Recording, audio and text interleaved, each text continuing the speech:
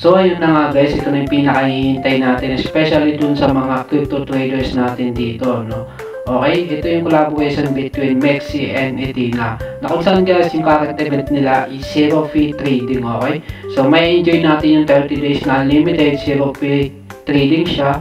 Okay, sa City na nga pala guys, eto siya, no? Ito yung pinang website. So lagay ko na lang yung link sa description, no?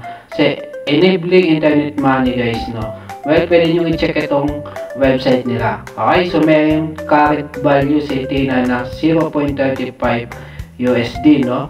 Okay, ito naman yung trading system dito sa Mexi, na kung saan pwede natin i-trade si Ethena o yung tinatawag na ENA tokens, no? Okay, ito yung spot trading nila guys. Pwede tayo mag-set dito ng price and then yan. So, kagandahan dito is zero fee trading nga siya, no? Pagdating dito kay Mexi. Okay, kaya magandang collaboration to guys, no? Itong Ethena sa Mexi. So, ito naman yung future trading nila, no? Okay? Yan, so zero fee din to, no? So, may enjoy talaga natin yung 30 days na unlimited zero fee trading, okay? So, bakit nga ba si Mexi, no? Yung pinakang the best ngayon, no? Sa trading, no?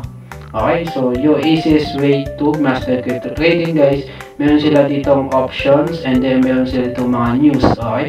Katulad dito, so future content, no? Ito yung magiging epekto guys ng mga tokens, okay? Lalo na yung BTC. Sa ano guys, malalaman natin dito sa future content, no? So yung beginners guys, kung ikaw ay beginner pa lang guys, pwede natin itong alamin dito and then click na lang natin to, okay? And then yan, so why choose Mexi futures guys? Click natin yan. And then eto guys, meron siyang lowest trading fees in the market, no? Makita naman natin dito, no? Okay? And then yung excellent trading depth niya, yan, no?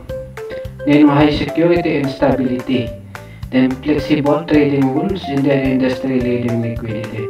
So yun yung pinaka-the best dito kay Mexi guys, yung kanyang lowest trading fees. So kapag yung 30 days case is nawala na guys, no?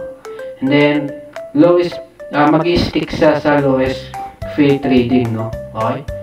And then eto, back lang natin siya. And then dito, future zone. So makikita natin dito. Okay, so video pala siya, no? And then beginner's guide. So why is futures trading, no? Yan, spot trading versus futures trading, malalaman din natin dito. Kagandaan dito guys is meron siya ditong future content, no? Napaka-important ito lalo na sa mga crypto traders, no? Kasi ito yung ginagawa nilang basihan, no? Kung paano nila ipipredict yung isang tokens, okay? Kasi nakaka-apekto kasi yung baba at taas ng tokens sa ating guys, community and sa buong mundo guys, no? So Elon Musk summit with Trump guys, okay? Malalaman natin dito yung mga informations guys about sa mga tokens, kung possible tumaas talaga o bumaba lang, no?